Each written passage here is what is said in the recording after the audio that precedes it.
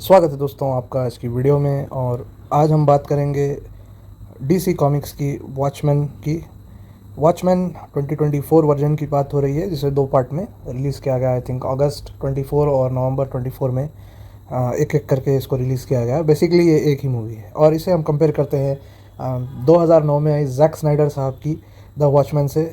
आइए बात करते हैं। तो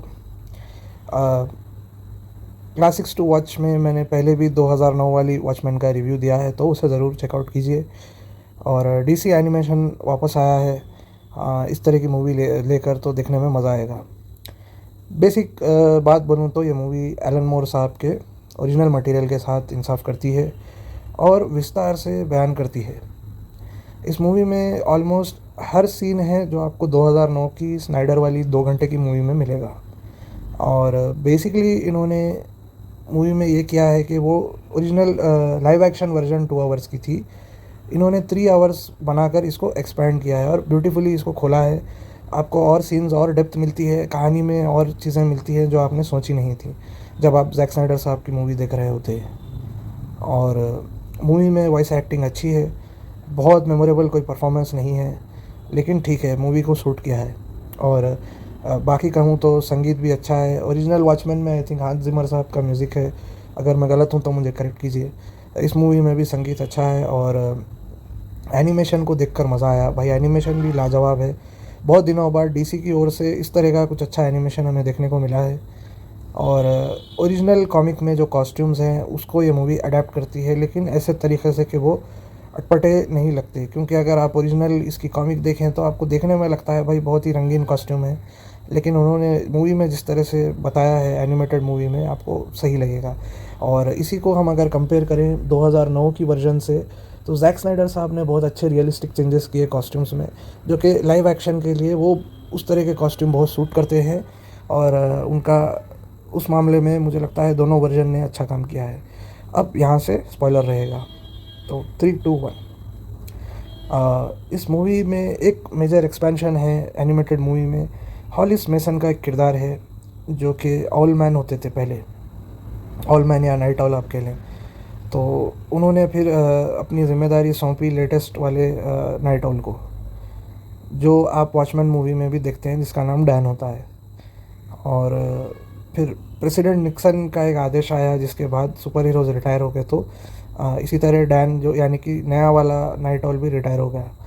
और वॉचमैन एक ऐसी यूनिवर्स है, आप मैंने पहले भी बताया था, तो आपको याद होगा। और अगर आपने मूवी देखी है तो आपको समझ आएगी कि 1930s में सुपर हीरोज़ होते थे कॉस्ट्यूम फाइटर्स इस यूनिवर्स में, और उन्हें मिनटमैन कहा जाता था उस समय पर।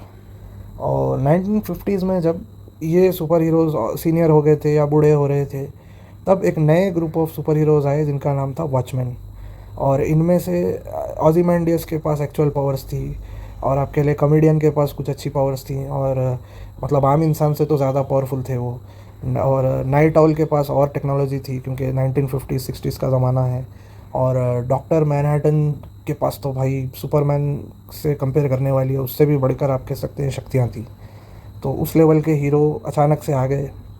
और 1960s में फिर वियतनाम वॉर हुई थी, जिसके चलते फिर प्रेसिडेंट निक्सन के दौर में आई थिंक अर्ली 70s में फिर उन्होंने ऑर्डर किया कि सुपर हीरोज़ वॉर में लड़ेंगे। और फिर वॉर के बाद प्रेसिडेंट निक्सन ने यह किया कि सिर्फ डॉक्टर मैनहट्टन को उन्होंने रिसर्च पर और एज ए डिफेंस के लिए उन्होंने वेपन की तरह डॉक्टर मैनहट्टन यानी मुख्य किरदार को उन्होंने अपने पास गवर्नमेंट एम्प्लॉय बनाकर रख लिया।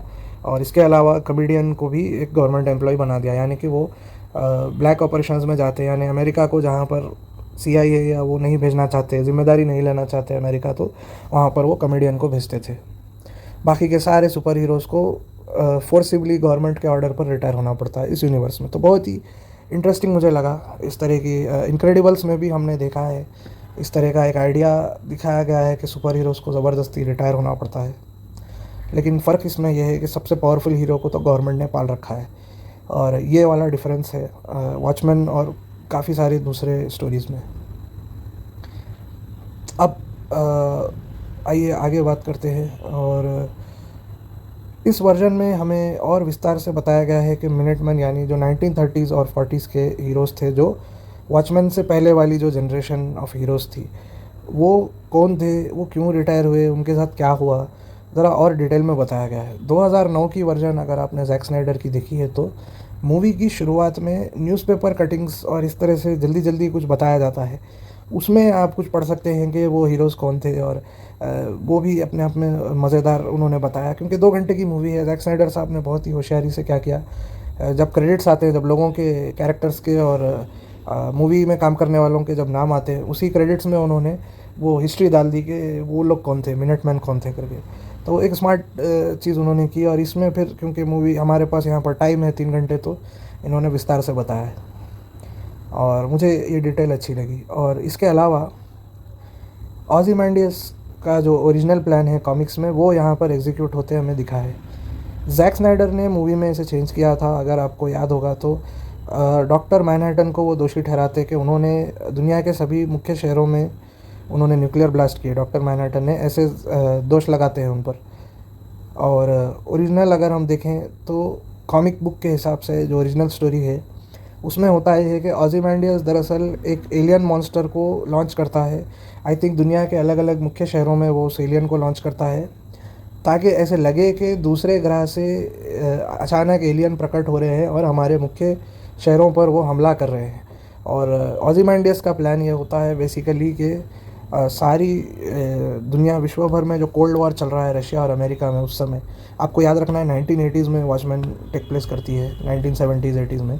तो उस समय कोल्ड वॉर को ख़त्म करने के लिए ये ऑज़िमांडियस का अल्टीमेट प्लान था कि दुनिया भर में अचानक से एलियन की तरह का जीव प्रकट होगा और धरती के सारे गवर्नमेंट को लगेगा कि कोई एलियन हम पर हमला कर रहा है, और अमेरिका और रशिया की दोस्ती हो जाएगी। ये उनकी बेहतरीन प्लानिंग होती है। और मूवी में उन्होंने ये किया कि अब एलियन को अगर वो उस तरह से बनाते तो मूवी का बजट और काफ़ी बढ़ जाता, और मेरे हिसाब से जैक स्नाइडर साहब ने बहुत स्मार्ट चॉइस की। उन्होंने ये किया कि जो मेन कैरेक्टर होते हैं डॉक्टर मैनहट्टन, वो वैसे भी इंसानियत से बोर होकर वो मार्स पर चले जाते हैं। तो उन्होंने मूवी में स्नाइडर साहब ने ये होशियारी की कि राइटर्स ने, आई डोंट नो उन्होंने किया, राइटर्स ने, सभी ने मिलकर ये होशियारी की कि बेसिकली वो डॉक्टर मैनहट्टन पर सारा ब्लेम डाल देते हैं कि डॉक्टर मैनहट्टन ने तबाही की और ख़ुद मार्स पर भाग गए। तो ये बहुत ही इंटरेस्टिंग एक चेंज है। और 2009 की जो जैक स्नाइडर की जो वर्जन है उसमें रोशार्क पर ज़्यादा फोकस है, इस मूवी में भी है, क्योंकि रोशार्क ही मुख्य किरदार है। रोशार्क ही वॉचमैन यूनिवर्स का दरवाज़ा है, क्योंकि शुरुआत वहीं से होती है। वही इन्वेस्टिगेशन शुरू करते हैं कॉमेडियन के मरने पर कि एक्चुअली इस यूनिवर्स में हो क्या रहा है, और वही आपको सारी स्टोरीज़ देते हैं कि पहले हमारे यहाँ ऐसे होता था और फिर ऐसे हुआ और अभी ऐसे चल रहा है, और वो कोशिश करते हैं जानने की कि पर्दे के पीछे कौन है। यहाँ पर भी बहुत अच्छे तरीके से उसको बताया है, और डॉक्टर मैनहट्टन को भी टाइम दिया है। और स्नाइडर की मूवी में डॉक्टर मैनहट्टन को भी काफ़ी टाइम दिया गया है, उनकी ओरिजिन अच्छे से एक्सप्लोर की गई है कि उनमें इतनी शक्तियाँ कहाँ से आई, और वो इंसानियत के बारे में वो क्या सोचते हैं, उनका नज़रिया कैसा है। क्योंकि डॉक्टर मैनहट्टन के बारे में एक चीज़ है, वो 4 डायमेंशनल है ऑलमोस्ट, आई थिंक उनको कहते हैं, मुझे एग्जैक्टली याद नहीं। मतलब वो समय को देख सकते हैं, यानी कि काल और भविष्य को भी देख सकते हैं। हर चीज़ ऑब्वियसली वो नहीं देख सकते, हर टाइम भविष्य वो नहीं देख सकते, लेकिन कई बार उन्हें भविष्य दिख जाता है। और बेसिकली वो इतने इवॉल्व हो जाते हैं, उनको हर चीज़ उनको मामूली लगने लगती है, इवन क्योंकि उनमें ऐसी शक्तियाँ होती हैं, वो इवन जो एटम्स जो मूव होते हैं उसे वो देख सकते हैं। तो आप समझ सकते हैं, इंसानों से, आम प्रकृति से, जीवन से, कोल्ड वॉर, अमेरिका, रशिया, ये सब चीज़ों से वो बहुत ऊपर उठ चुके होते हैं स्टोरी में। इसीलिए वो मार्स पर चले जाते हैं, क्योंकि उनका इंटरेस्ट इन सब चीज़ों में से ख़त्म हो जाता है, क्योंकि वो इंसानियत से ही परे कुछ और ही वो बन जाते हैं।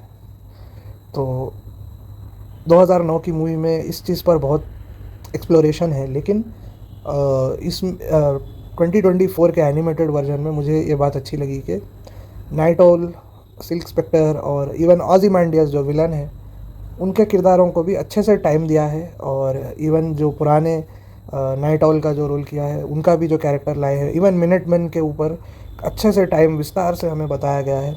कहानी सिर्फ रोशार्क और डॉक्टर मैनहट्टन पर फोकस नहीं है, इस तरह से 2009 की वर्जन थी। तो ये एक अच्छा यूनिक एडिशन है। अब अगर आप मुझसे पूछें इन सभी में सुपीरियर क्या है, तो अभी भी मैं कहूँगा 2009 की वर्जन ही बेस्ट है, यूजुअली मुझे एनिमेटेड वर्जन ज़्यादा पसंद होते हैं क्योंकि उनमें विस्तार से चीज़ें बताई जाती हैं, लेकिन मुझे लगता है कि जैक स्नाइडर साहब ने जिस तरह का फीलिंग जगाया है और 2 घंटे में इतनी वास्ट कहानी को जिस तरह से, इस पर पूरी सीरीज़ बन सकती है भाई साहब, बहुत बड़ी स्टोरी है ये। एलन मोर ने एक पूरी दुनिया बनाई है, यूनिक बिल्कुल। डीसी को एक बिल्कुल नया रूप दिया था उन्होंने। आई थिंक 80s में ये स्टोरी आई थी, 80s या 90s में, बहुत शानदार, तारीफ़ है उनकी।